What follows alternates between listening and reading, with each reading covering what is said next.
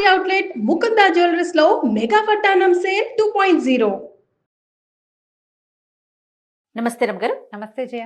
రమగారు, ఇంటి ముఖద్వారం దగ్గర కొన్ని వస్తువులు పెట్టుకోవాలి, కొన్ని వస్తువులు పెట్టుకోకూడదు లాంటి నియమాలు ఉన్నాయి.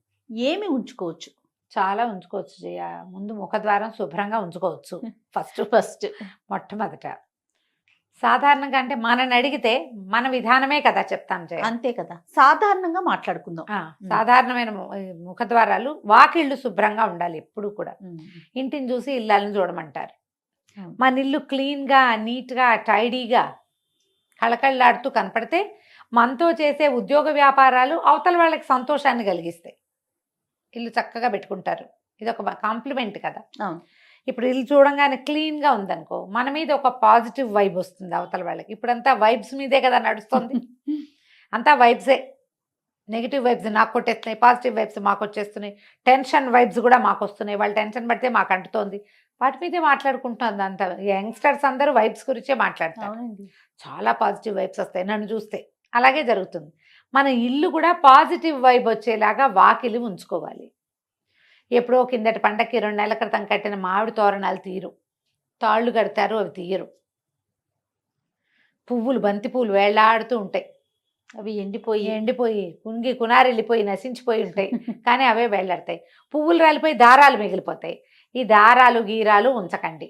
వాకిలి గుమ్మాన్ని శుభ్రంగా ఉంచుకోండి. ఎప్పటికప్పుడు తుడవండి. వాకిలి తలుపు, వాకిలి గుమ్మము శుభ్రంగా తుడవటం. విధానం ఉంటే చక్క గుమ్మానికి కాస్త పసుపు రాసి బొట్టు పెట్టటము, చక్కగా ముగ్గేయటము వాకిట్లో. ఈ జాజు అవి రాసి ఏదో డిజైన్ అంతా చేయలేకపోయినా ఓకే, మనకు వచ్చింది ఏదో. వాకిలి శుభ్రంగా ఉంచి ఓ తెల్లటి ముగ్గు ఒకటి కనపడుతుంటే కళగా ఉంటుంది. Positive vibe. ఎప్పుడు వాకిళ్ళకి ముందుగా చీపుళ్ళు పెట్టద్దు. వాకిలి గుమ్మాల కానించి వాకిలి తొలవాకిలి గుమ్మం వెనకాల, తలుపు వెనకాల చీపుర్లు గీపుర్లు పెట్టబోకండి.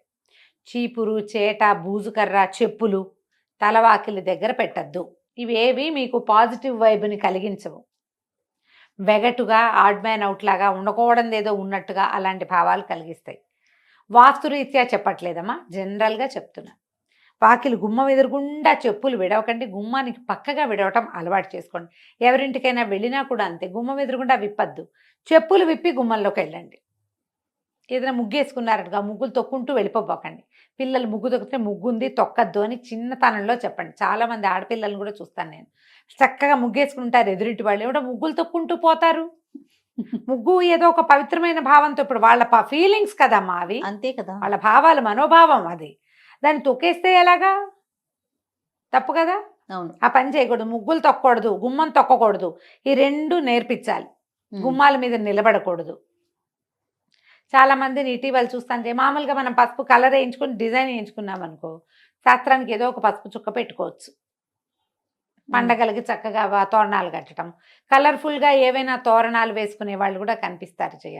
గుమ్మం పైన ఓ వినాయకుడు బొమ్మ, ఒక కళ్ళదిష్టి వినాయకుడు, లేకపోతే ఏదైనా పటికో, ఏదైనా నల్లటి బట్టలోనో ఎర్రటి వస్త్రంలోనో కట్టిన పటిక కానీ, కొబ్బరికాయ కానీ కట్టుకుంటారు. అది గుమ్మానికి కట్టరు, గుమ్మం పైన కడతారు కదా. అవును. గుమ్మానికి ఏమైనా రంగులు పూసలు, తోరణాలు మీరు కట్టుకుంటే కట్టుకోండి, మాకేం అభ్యంతరం లేదు. ప్లాస్టిక్ అవాయిడ్ చేయండి దయచేసి. ఏదైనా ఊలువి పూసలువి కడితే వాటిని శుభ్రంగా దులిపి ఉంచుకోండి ఎప్పటికప్పుడు. ఎప్పుడు ఒకటే కాకుండా మార్చుకుంటూ ఉండండి. కొంచెం కలర్ఫుల్గా మనకి బాగుంటుంది. చెప్పులు పెట్టద్దు. ఈ గుమ్మం మీద కూడా పసుపు రాసి, గుమ్మానికి పసుపు రాసి బొట్లు పెడతారా, గుమ్మం మీద ముగ్గేసే పందా కూడా కనపడుతుంది. మీద ముగ్గేసి పసుపు కుంకాలు పెట్టారనుకోండి, ప్రతి వాళ్ళ కాళ్ళు పడతాయి వాటి మీద. ఇల్లంతా కూడా అదే అవుతుంది. ఇల్లంతా అవుతుంది. ఒక కథ అయితే పసుపులు కుంకాలు తొక్కే పదార్థాలు కావమ్మా, పెట్టుకోకూడదు. అట్లా గుమ్మ అంచుకు పెడతాం. ఇప్పుడు ఇట్లా మండిగా ఉంటుందా, గడపకి పెడతాం. ఈ పక్కన 2 ద్వారబంధం ఉంటుంది కదా, 2 పక్కల గుమ్మాలకు 2 పక్కల పెట్టుకోవచ్చు.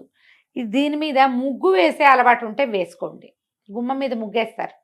ఒక కర్ణాటక వాళ్ళు, నాకు గుర్తుంది కర్ణాటక అని, అంటే మరి పూర్తి కర్ణాటక కాదు, బార్డర్స్ వాళ్ళు, అనంతపురం వాళ్ళు. మా ఇంటి ఎదురు కూడా ఒక 4 నెలలు ఉన్నారు. ఒక పాప ఉంది, ఏదో చదువుకుంటుంది, పెళ్ళయింది, కానీ కొత్తగా పెళ్ళయింది. ఆ పిల్లకి ఏదో కాలేజీ ఉందని ఇల్లు తీసుకుని ఉంచారు. వాళ్ళ అమ్మగారు ఉండేవారు. పొద్దుటి పూట ఆవిడ శ్రద్ధగా బాస్పెట్లు వేసుకుని గుమ్మం దగ్గర కూర్చుని గుమ్మం తుడిచి ఓల్డ్ అంతసేపు వేసేవాళ్ళు ముగ్గు, బొట్లు పెట్టి ఒక అగరత్తు వెలిగించి ద్వార గౌరి గడప గౌరికి పూజ చేసేవారు ఎవ్రీడే. అబ్బా ఎవ్రీడే చూసాను జయ నేను. వాళ్ళ పద్ధతి అది. వాళ్ళ పద్ధతి నాకు భలే సంతోషంగా ఉండేది, బాగుండేది. మనం కూడా చేద్దంటే మనకు ఆ పందా లేదు అసలు. గడప గౌరి అని ఒక నోము ఉంది, ఏడాది పాటో 2 ఏళ్ళ పాటో చేస్తారు, నాకు బాగా తెలియదు. కానీ గడప గౌరి నోము అని ఉంది, రోజు గడపకు బొట్టు పెట్టాలి. లక్షణంగా వేసేవాళ్ళు. ఇప్పుడు కూడా లక్షణంగా ముగ్గులు వేసేవాళ్ళు మా కింది ఇళ్ళలో అందరి చోట్ల ఉన్నారు, అందరు వేసుకుంటారు. చాలా మంది సింహభాగం వేస్తారు అనుకో, అందరూ వేసుకుంటారు. శుభ్రంగా ఉంచేటప్పుడు పిల్లలకి చెప్పులు పక్కన విడవాలని అలవాటు చేయండి. ముగ్గు తొక్కద్దు, గుమ్మం తొక్కద్దు నేర్పించండి. ఇప్పుడు ఇవి పెట్టాల్సినవి ఏం పెట్టాలి గుమ్మం దగ్గర అంటే ఒక్కొక్కళ్ళు ఒక్కొక్క విధానం చెప్తారు. ఈ పూజా టీవీ, భక్తి టీవీ, పుస్తకాలు, వాటన్నిట్లలో కూడా మనకేం కనపడుతుంది, ఈ గుమ్మం మీద పాల చుక్కలు వేయండి. అటు ఇటు పాల చుక్కలు వేస్తే లక్ష్మీదేవి ఇంట్లోకి వస్తుంది. నేనైతే నమ్మనమ్మా, మీరేమనుకోకండి. నేను వినలేదు రమ్మగారు. ఓకే. పాల ప్యాకెట్ కట్ చేసి 2 చుక్కలు పోస్తారు, ఆ పాలు ఇట్లా ప్రవహిస్తాయి. పాలు పొంగినట్టు స్త్రీలు పొంగుతాయిట. ఏం పొంగుతాయో, పచ్చి పాల చుక్కలు మీరు గుమ్మం మీద వేయటం వల్ల చీమలు దోమలు చేరతాయి. మొదటిది. ముసలు చేరతాయి. రెండోది. కాస్త ఎక్కువ పోసారంటే కాలు జారిపడతారు. మూడోది. ఇల్లంతా పాల వాసన ఉంటుంది. నాలుగోది. పాలు నేల మీద పోయకూడని వస్తువులలో ప్రధానమైనవని దయచేసి తెలుసుకోండి. పంచామృతాల్లో ఒకటి పాలు. పసుపు కుంకాలు మంగళ ద్రవ్యాలు, అవి నేల రాలకూడదు. నెంబర్ 1. పాలు, పెరుగు, నెయ్యి, పంచదార, తేనె, ఇవి పంచామృతాలు. పాల కడలిలో అమ్మవారు పుట్టింది. వాకిట్లో పాలు పోస్తే పుట్ల, అది చెయ్యొద్దు. అదంత మంచి పద్ధతి అయితే కాదు. ఈ ప్రయత్నం మానేసుకోండి. చక్కగా ముగ్గేసుకోండి, నీట్గా క్లీన్గా ఉంచండి.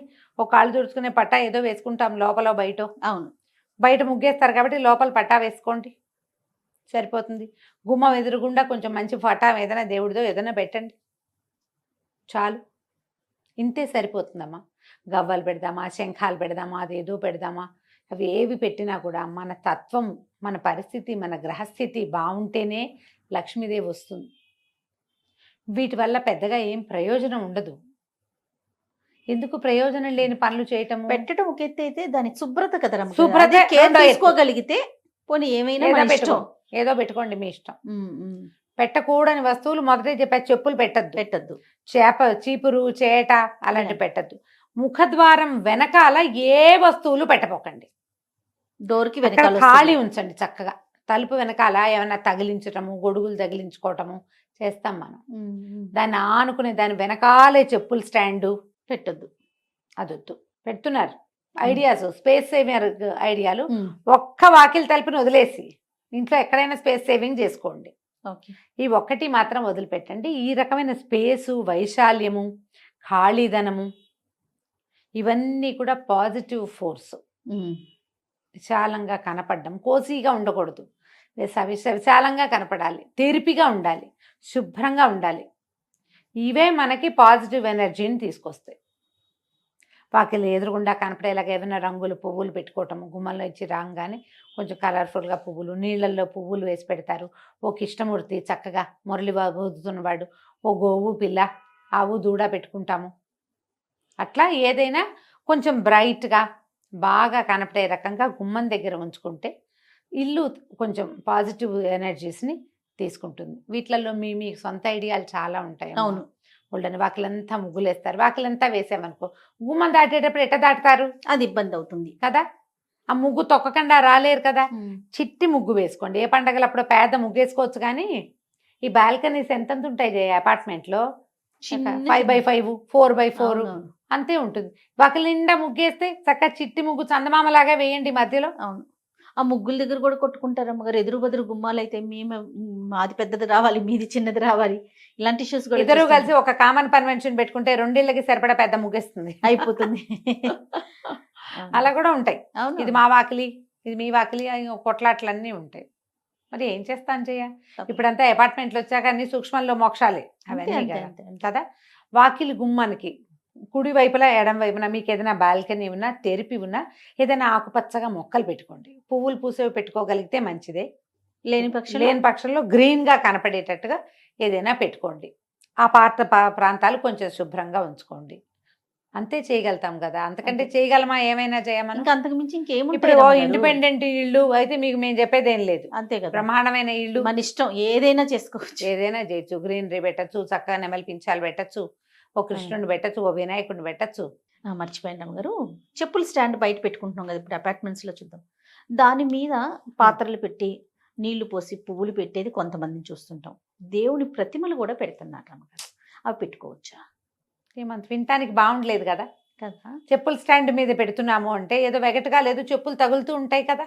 స్టాండ్ కింద ఉంటుంది, అదే మొత్తం షెల్ఫ్లతోనే చేసుకుంటున్నాం కదా. చేసుకుంటున్నాము. పైన డెకరేట్ చేస్తున్నారు, చక్కగా అలంకరించి పాట్ పెట్టి అందులో పువ్వులేసి. పూల మొక్కలు పెట్టుకోండి పోనీ. పువ్వులే నీళ్ళల్లో పువ్వులు వేసి పెట్టడం, అది ఒకటి. మీరు అన్నట్టు కృష్ణుడి బొమ్మ, లాఫింగ్ బుద్ధాసో, ఈ దేవుడి లాఫింగ్ బుద్ధ ప్రతిమ కాదో నేను చెప్పలేను. దేవుడి ప్రతిమలు పెట్టకండి చెప్పుల స్టాండ్ మీద.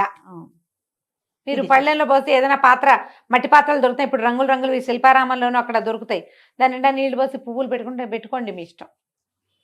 ప్రతిమలు మాత్రం పెట్టకండి. ప్రతిమలు అలాంటి చోట పెట్టేవి కాదు. ప్రతిమలు పెట్టిన చోట చెప్పులు, అలుగుడ్డలు, చీపుళ్ళు అవి పెట్టద్దు. దానికంటే ఇది బెటర్. పువ్వులు ఏదైనా డెకరేటివ్ ప్లాంట్స్ పెట్టుకోవచ్చు కదా, పువ్వులు కూడా కాకుండా. ప్లాస్టిక్ అంటారా? ఎందుకు కాదు, ఇప్పుడు మనకి చక్కగా ఇండోర్ ప్లాంట్స్. ఆటే ఎండరాని చోట మనం పెట్టుకునేందుకు 30 రకాల మొక్కలు వచ్చాయి కదమ్మా ఇప్పుడు.